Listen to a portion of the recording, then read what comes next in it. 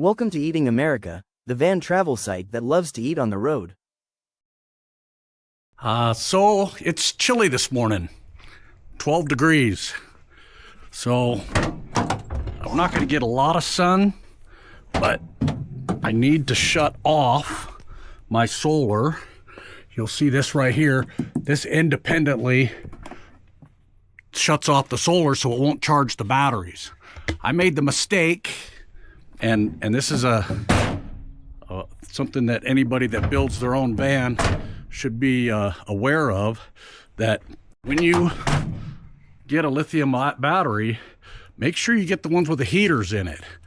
If it doesn't have a heater in it, then you're going to be like me and you can't charge the battery when it gets below a certain temperature. It'll ruin your batteries. Paid a lot of money for those batteries, so take heed, learn from my mistake.